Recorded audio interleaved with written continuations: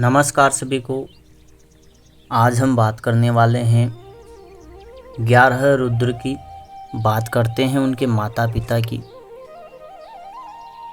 माता पिता एक तो थे कश्यप ऋषि और माता थी सुरभि। इनका अगर हम संस्कृत के आधार पर इनको समझने का प्रयास करते हैं तो जो कश्यप ऋषि हैं उसका जो एक रूप है कश्यप। कश्यप यानी कछुआ जिसको बोलते हैं, हिरण जिसको बोल सकते हैं। हिरण हमेशा भागता रहता है, रुकता कम ही है। और एक कछुआ जो जलीय जीव है। और सुरभि को हम समझे तो सुरभि का मतलब होता है खुशबूदार, सुगंधित या कामधेनु, जो मांगे वही दे दे, इसका अर्थ ये है। और देखा जाए तो एक तो पशु प्रवृत्ति है पिता, और माता में देखा जाए तो एक मनुष्य प्रवृत्ति है या देव प्रवृत्ति आप मान सकते हैं। सुगंधित, खुशबूदार या कामधेनु, इसको समझे तो एक तो है अंधकार का प्रतीक और एक है प्रकाश का प्रतीक। ये दो जो व्यक्ति हैं ये रुद्रों के माता पिता हैं। इन्होंने उपासना की भगवान शिव की, तो इनको वरदान मिला। 11 रुद्र इनको उत्पन्न हुए देवी देवताओं की सहायता के लिए। तो 11 रुद्रों के बारे में तो आप सभी जानते ही हैं। कपाली हैं, भीम हैं, विरूपाक्ष हैं, विलोहिता हैं, शास्त्र हैं, अजपाद हैं, अहिर्बुधन्य हैं, भव हैं, शंभु हैं, पिंगला हैं और चंड हैं। और इनके अर्थ की बात की जाए तो यह जो रुद्र हैं इनका अगर हम भेदन करेंगे तो एक रुद्र तो अंधकार का प्रतीक है और एक रुद्र प्रकाश का प्रतीक है। क्योंकि माता पिता अंधकार और प्रकाश का प्रतीक है तो दोनों गुण किसी न किसी में तो आएगा ही सही। तो इनके अर्थ को हम समझने का प्रयास करते हैं। यह जानकारी किसी ग्रंथ में मिले या ना मिले, लेकिन जो जानकारी यहाँ पर हम पहले अर्थ के आधार पर समझ रहे हैं, पहले हम पुराण के आधार पर समझ रहे हैं। क्योंकि हमें पहले सामान्य से कठिन की ओर बढ़ते हैं, सरल से कठिन की ओर बढ़ते हैं। तो पहले सामान्य बात कर लेते हैं जो सभी को पता है, तो उसी बात को हम करेंगे। तो जो 11 रुद्र हैं, एक है कपाली। कपाली का मतलब होता है खोपड़ी या कपाल धारण करने वाला, जो भगवान शिव को भी कहा जाता है। विरूपाक्ष यानी कि विभिन्न आँखों वाला, अलग क्रोधमयी आँखें वाला। और विलोहिता होता है लाल या रक्त वर्ण वाला, लाल आँखों वाला। शास्त्र यानी ज्ञान वाला, जहाँ ज्ञान है वहाँ अच्छी चीज़ होगी, प्रकाश की चीज़ होगी। जहाँ गुस्सा होगा वहाँ अंधकार की चीज़ होगी। एक है भीम। भीम का मतलब होता है भयानक, भय उत्पन्न करने वाला, तो ये भी अंधकार का ही प्रतीक है। एक है अजपाद। अजपाद यानी बकरी के पैर के समान, जिसके पैर हैं। अज यानी बकरी होता है और पाद यानी पैर होता है, या अजन्मे पैर हम बोल सकते हैं। एक मुहूर्त भी आता है जिसको बोला जाता है अजपाद मुहूर्त, जिसको अशुभ मुहूर्त माना जाता है, तो यह भी अंधकार का ही प्रतीक है। फिर आता है अहिर्बुधन्य, जो रुद्र हैं, जिनका हिंदी अर्थ है सर्प, आधार, पृथ्वी या शेषनाग या संसार का आधार, जो कि अच्छी बात है, खराब तो नहीं है। ये प्रकाश का प्रतीक है। दूसरा है भव। भव यानी होना, अस्तित्व का निर्माण होना, जन्म होना, उत्पत्ति होना, किसी चीज़ का आरंभ होना। यह भी अच्छी चीज़ है, लेकिन आरंभ तो अच्छा हो सकता है, बुरा भी हो सकता है, लेकिन आरंभ है तो ये दोनों गुण इसके भीतर हैं। लेकिन कंफर्म नहीं कर सकते कि अच्छा है या बुरा है, क्योंकि आरंभ कैसा भी हो सकता है, किसी भी चीज़ का निर्माण हो सकता है। फिर आते हैं शंभु। शंभु का मतलब होता है खुशी देने वाला, समृद्धि देने वाला, परोपकारी जो हैं, दयालु जो हैं, उसका मतलब होता है शंभु। और इसी शंभु शब्द से ध्वनि के आधार पर दो और अर्थ निकले हैं। एक है शिव, जो ब्रह्मांडीय ध्वनि के आधार पर शिव निकल कर आता है, जिसका मतलब भी कल्याणकारी होता है। और दूसरा शब्द है शंकर, जो कि भगवत गीता में आया है कि रुद्रों में मैं शंकर हूँ, यानी कि कल्याणकारी हूँ।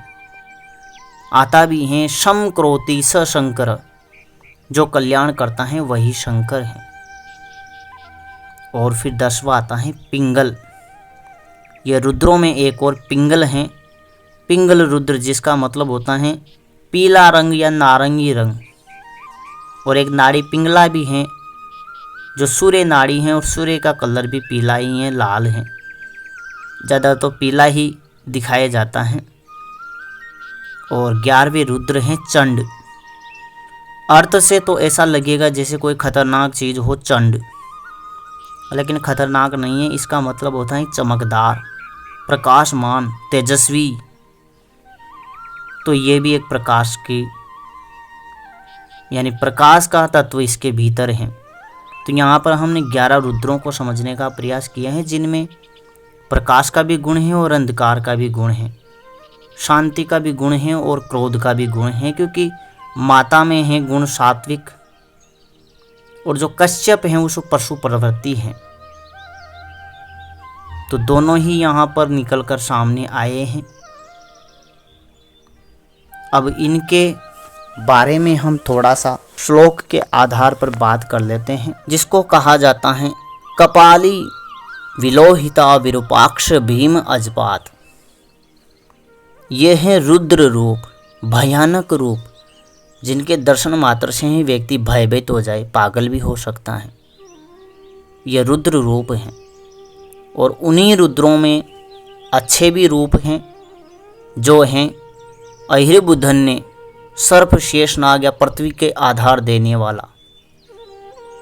और सर्प का संबंध, शेषनाग का संबंध भगवान श्री कृष्ण से हैं, नारायण से हैं। और नारायण का एक जो शेषनाग हैं, उनका संबंध अहिर्बुधन्य से माना जाता है। फिर आता है चंड। चंड यानी चमकदार, तेजस्वी, उपस्थिति, तेजस्वी हैं। भगवान श्री कृष्ण को तेजस्वी माना जाता है, तेज उनके भीतर हैं। फिर आता है पिंगल, यानी पीला या नारंगी या सूर्य।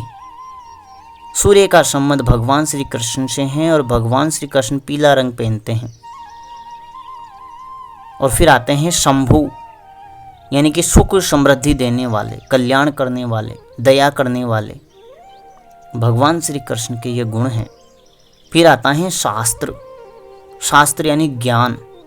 जब भी ज्ञान का निर्माण होता है, जब भी कोई ज्ञान देने आता है, तो भगवान श्री कृष्ण का ही एक रूप आता है ज्ञान देने। ज्ञान का भंडार है भगवान श्री कृष्ण। फिर आता है भव। भव यानी उत्पत्ति। उत्पत्ति का कारण भी वही है, पालन का कार्य भी वही करते हैं। हालांकि उत्पत्ति का कार्य ब्रह्मा करते हैं, लेकिन यहाँ पर हम ब्रह्म के भेद को समझेंगे तो एक आकार है, दूसरा उकार है, जिसमें आकार में नारायण की शक्तियाँ आती हैं और उकार में आती हैं रुद्रों की शक्तियाँ। रुद्रों की अधिकतर कोई साधना करता नहीं है। रुद्रों की साधना व्यक्ति करते हैं जो शमशान में रहते हैं, कपाली जिनको बोलते हैं। उनको कुछ थोड़ा भला बुरा बोल देना तो लाल आंखें कर लेते हैं। और रुद्रों को विलोहिता कहा गया है, लाल आंखों वाला भी कहा गया है, भीम कहा गया है, भय पैदा करने वाला कहा गया है। कोई किसी शमशानवासी कपाली को व्यक्ति देख ले तो भयभीत हो जाता है। तो ये रुद्रों का रूप है। अधिकतर जो शमशानवासी होते हैं ये रुद्रों की पूजा करते हैं। भगवान शिव का जो रुद्र रूप है उनकी पूजा करते हैं। हम शिव नहीं बोल सकते यहाँ पर। शिव का मतलब तो कल्याणकारी होता है। और यहाँ पर एक विशेष चीज़ ये निकल कर आती हैं। हमने श्लोक बोला है उसमें कपाली, विलोहिता, विरूपाक्ष, भीम, अजपाद, ये रुद्र रूप हैं जिनका दर्शन करने मात्र से व्यक्ति भयभीत हो सकता है, डर सकता है, और उसका आत्मविश्वास, आत्मबल इतना मजबूत नहीं तो पागल हो सकता है। फिर आता है अहिर्बुधन्य चंड पिंगल शंभु शिव शंकरा। ये वो हैं जो कल्याणकारी हैं। इसलिए जो व्यक्ति जानते हैं वो ये भी कहते हैं कि जो नारायण के मानने वाले हैं, नारायण को मानते हैं, भगवान श्री कृष्ण के किसी भी रूप की पूजा करते हैं, तो उनको कभी भी शिव की बुराई नहीं करनी चाहिए, आलोचना नहीं करनी चाहिए। और अगर कोई शिव को मानता है तो उसे भी भगवान कृष्ण की, भगवान विष्णु की, नारायण की आलोचना नहीं करनी चाहिए, क्योंकि आप शिव साधक हैं, शिव नाम आप जप रहे हैं, शंभु नाम आप जप रहे हैं, तो आप नारायण का अपमान नहीं कर सकते। नारायण ही शिव शंभु हैं, शिव शंभु ही नारायण हैं, नारायण ही सब शंभु हैं, शिव शंभु ही नारायण हैं। इसलिए आप किसी एक की बुराई करेंगे तो आप उसी की बुराई कर रहे हैं जिसको आप कर रहे हैं, जिसको आपने आराध्य बनाया है। और दूसरे हैं रुद्र में, उकार में। रुद्र एक प्रकार से देखा जाए तो शब्दों से ही स्पष्ट हो रहा है, रुद्र यानी भयानक, जिनको देखते ही भय लगे, वह रुद्र हैं। कपाली, विलोहिता, विरूपाक्ष। विरूपाक्ष यानी भिन्न प्रकार की आंखें। एक सामान्य आंख होती है और एक भिन्न प्रकार की डरावनी आंखें होती हैं, वो भिन्न आंखें कहलाती हैं। लाल रक्त वर्ण, जो लाल हो जाए व्यक्ति गुस्से से, चेहरा ही तमतमा जाए, आंखें भी क्रोध में भर जाए, वह रूप। भीम, भीम यानी एक प्रकार से ऐसा विराट रूप, अपनी शक्ति से दूसरों को भयभीत कर दे। अजपाद, अजपाद यानी एक बकरी के पैरों के समान, बारीक पैर हो सकते हैं या बलवान भी हो सकते हैं, लेकिन भयानक एक प्रकार से चेहरा होगा, आंखें भयानक होगी, डरावनी होगी, और उसका शरीर भी डरावना ही होगा। एक प्रकार से बात की जाए तो जैसे जो राक्षस गण होते हैं उसी प्रकार से, राक्षस गण हम नहीं बोलेंगे, राक्षस जिसको बोलते हैं, उसी प्रकार से यह एक रूप होता है जिसको देखते ही भय लगे। एक ने ऐसी साधना की थी, वो इसकी थी काल भैरव की, तो उसका पीछा करते हुए एक व्यक्ति चला गया कि ये जाता कहाँ पर है। तो वो कोई पूजा पद्धति कर रहा था शमशान वाली, तो वो उसके पीछे पीछे चला गया एक व्यक्ति, और वो देखने लगा पीछे, पेड़ के पीछे छुप कर क्या कर रहा है ये। और जब वो साधना कर रहा था तो जैसे ही भैरव प्रकट होने से पहले पूरी ज़मीन खड़खड़ाहट करने लगी, तो वो जो देखने वाला था छुपकर वो डर कर भाग गया। तो सामान्य व्यक्ति तो एक प्रकार से डर जाते हैं, पूरी ज़मीन ही खरखराने लग जाती है। वो हैं ये रुद्र रूप, कोई छोटा मोटा रूप नहीं है, भयानक रूप है, सामान्य व्यक्ति तो देख ही नहीं सकता। यहाँ तक कि हमारे जैसे साधक भी नहीं देख सकते, हमें भी ऐसी चीज़ों से भय लगता है और ऐसी साधनाओं से हम दूर ही रहते हैं। रुद्र साधनाओं से तो हम दूर ही रहते हैं। महाकाली जो हैं वो भी हालांकि रुद्र तो नहीं, लेकिन उसका एक रूप है दक्षिण महाकाली, जो कि रुद्र रूप है, जिसकी साधना जब व्यक्ति करता है तो एक तो काल भैरव का रूप आता है, एक काला पुरुष आता है, सामने दिखता है, आंखें खुली रखती हैं तो आँखों से दिखता है, तो उसे भयभीत हो जाता है व्यक्ति। लेकिन जो अधिकतर जो तंत्र साधनाओं के माहिर होते हैं उनको डर नहीं लगता ऐसी चीज़ों से। और हमारी तो सामान्य साधना थी, लेकिन उसमें वह व्यक्ति आया था, उससे तो हम डरे नहीं थे। और दूसरा है बंदर उसमें आया था तो हम भयभीत तो हो गए थे। हालांकि सामान्य बात की जाए ना तो बंदर से कोई डरता नहीं है, लेकिन बंद कमरे में आ जाए तो डरने लग जाते हैं। और हमारे जैसे व्यक्ति तो डरते हैं, हम खुद को अपने आप को ये नहीं मानते कि भाई हम बहुत बड़े ये हैं वो हैं, हम सामान्य इंसान हैं, भयभीत होते हैं ऐसी चीज़ों से, ऐसी साधनाएं करते भी नहीं हैं। सबसे बढ़िया साधना है जिसमें भयभीत भी नहीं होते हैं, या तो जो है नारायण के स्वरूप में जो शिव साधना है, जिसको शंभु बोल सकते हैं, शंकर बोल सकते हैं, शिव बोल सकते हैं, पिंगल बोल सकते हैं, चंड बोल सकते हैं, वह एक सामान्य रूप हैं जिनमें भय नहीं लगता है। और शक्ति साधनाओं में तो कोई भी साधना करो उसमें भी भय नहीं लगता है। दक्षिण महाकाली को छोड़कर, जो रुद्र शक्तियाँ हैं ना, उनको छोड़कर किसी भी साधना में भय नहीं लगता है। और ब्रह्म की साधना में भी भय लग सकता है। व्यक्ति किस स्वरूप की साधना कर रहे हैं वो उसके ऊपर निर्धारित है, क्योंकि जो ब्रह्म है उसमें एक साथ दो चीज़ें निकल कर आती हैं। एक तो सामान्य स्वरूप होता है और एक रुद्र स्वरूप होता है। हम कौन सा साधना कर रहे हैं उसके आधार पर हमारे सामने चीज़ें प्रकट होती हैं। अगर ब्रह्म की भी रुद्र के आधार पर कर रहे हैं तो व्यक्ति भयभीत हो सकता है। लेकिन जहाँ तक देखा जाए तो ब्रह्म साधना में दोनों ही रूप व्यक्ति को मिलते हैं, दोनों ही शक्तियाँ व्यक्ति को मिलती हैं। वो जो 11 रुद्र हैं सभी शक्तियाँ उसको मिलती हैं ब्रह्म की साधना में। लेकिन जब इनको बांट देते हैं तो एक तो होती है रुद्र साधना, ओरिजिनल जिनको हम वास्तव में महादेव मानते हैं, महाकाल मानते हैं, वो रुद्र रूप हैं। और जिनको हम शिव मानते हैं वह एक नारायण का रूप है, जो कल्याणकारी हैं, भयभीत करने वाला नहीं है। ये ब्रह्म की साधना के अंतर्गत दो चीज़ें व्यक्ति को सिद्धियों में मिलती हैं, शक्तियों में मिलती हैं। और मूल नारायण के तो इकार साधना है, जो शक्ति साधना में उसी में आ जाती हैं, नारायण वाले में, जहाँ पर व्यक्ति नमः लगाता है, फट लगाता है, स्वाहा लगाता है, वशट लगाता है।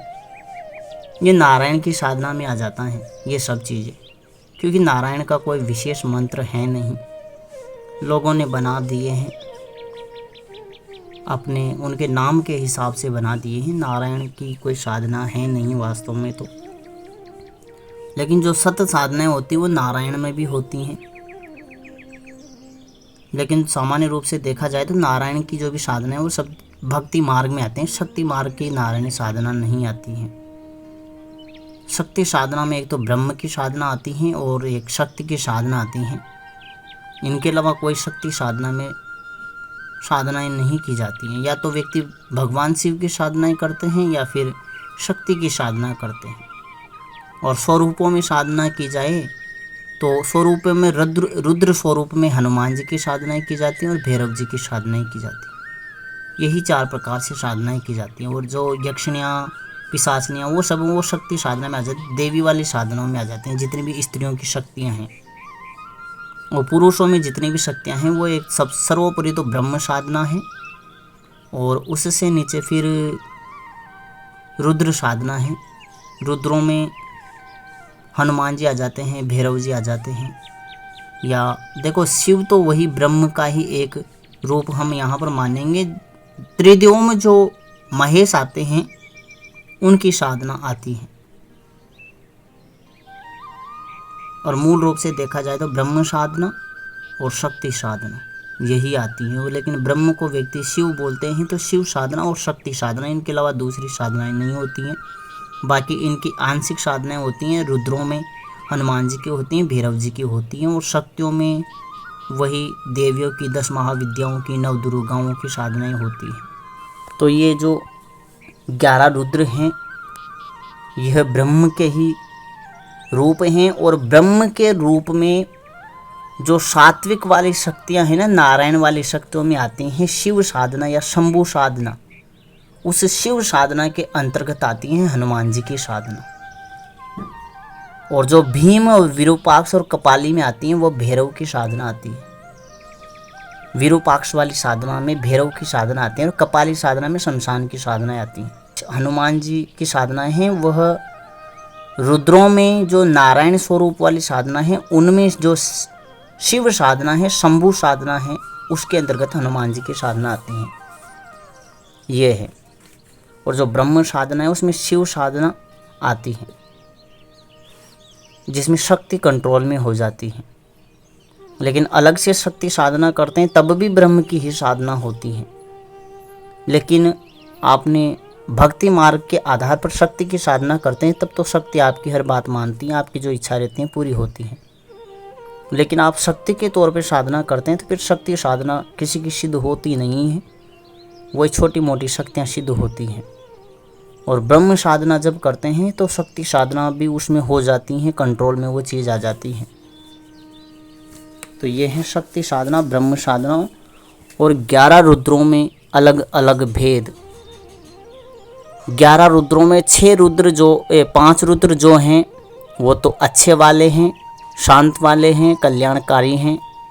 और 5 रुद्र हैं जो भयानक हैं, भयभीत करने वाले हैं। और एक रुद्र ऐसे हैं जो भयानक भी हैं और शांत भी हैं, दोनों ही गुण उनके भीतर हैं, जिनको कहा जाता है भव रुद्र, जो अच्छे भी हैं बुरे भी हैं। साधक के लिए अच्छे हैं और उस साधक के जो विपरीत व्यक्ति हैं उनके लिए बुरे हैं। रुद्रों में भी अलग अलग भेद हैं। जैसे एक व्यक्ति होता है ना, वह सामान्य भी हो सकता है और कोई उसके विपरीत चलता है तो वो भयानक भी हो सकता है। वैसे ही ये रुद्र हैं, लेकिन जिनमें 5 मुख्य रुद्र हैं वो भयानक ही हैं, उनका कोई सामान्य रूप नहीं है। और 5 रूप ऐसे हैं रुद्रों के जो शांत ही हैं, उनका कोई भयानक रूप नहीं है। और एक ऐसे रुद्र हैं भव, जो भयानक भी हैं और सामान्य भी हैं। ये हैं रुद्रों का भेद, जो उकार की साधनाओं में आते हैं 11 रुद्र। और आकार की साधना में आते हैं नारायण के रूप, ब्रह्म साधनाएं। ब्रह्म में तो दोनों ही आते हैं। जो ब्रह्मा की साधनाएं होती हैं वो आती हैं आकार की साधनाओं में, जहाँ पर एकमात्र देवी निकल कर आती हैं सरस्वती।